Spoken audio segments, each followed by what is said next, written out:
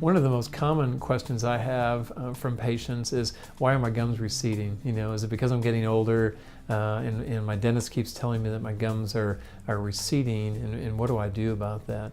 One of the first things I tell patients is really gum recession is always a condition, it's always an unusual or unhealthy condition.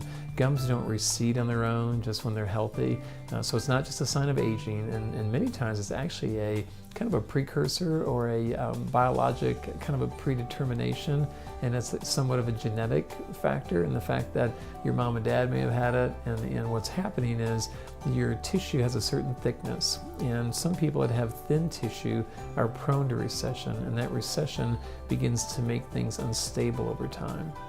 Probably the most classic person I see is a younger person having orthodontics that's going to have really thin gum tissue on the bottom, and as they're having their teeth move, they notice that gum tissue is beginning to pull away from their bottom teeth, and the orthodontist will many times stop and ask us to evaluate that patient and ask us what's going on, and they know that they were experiencing recession where they hoped they wouldn't. And many times it wasn't because the orthodontic treatment was incorrect.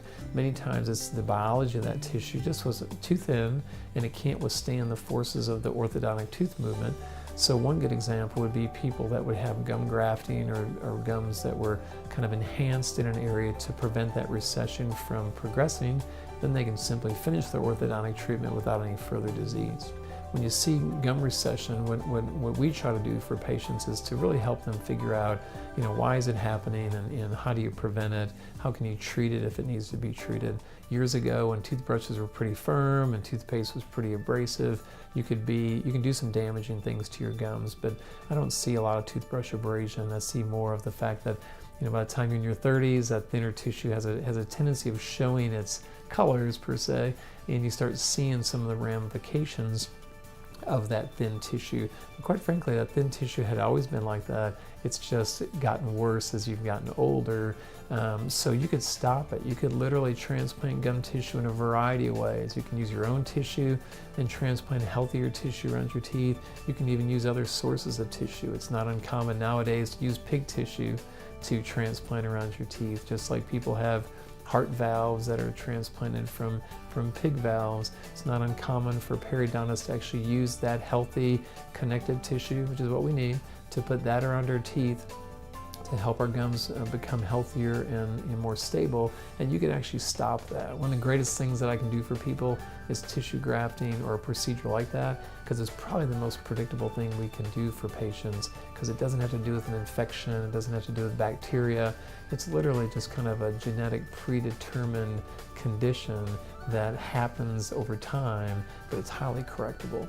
Some of the questions people ask me about whether they should have recession treated is whether they can lose a tooth from recession. And in my profession, I do see people who have had so much gum loss and bone loss that they do wind up losing their teeth because that gum and bone has receded so far, the teeth become unstable and need to be removed. So I do warn people that kind of untreated progressive recession really can lead to tooth loss. That would be kind of the worst scenario in that situation. Some people come in because their teeth become sensitive, they become hot and cold sensitive. If we do grafts or transplant tissue where we can cover the roots of those teeth up again, which many times we're highly successful in doing that, that root sensitivity many times will go away as well. So probably one of the things people benefit the greatest from is their teeth no longer become sensitive, because now what used to be exposed to their mouth is now covered with healthy gum tissue again.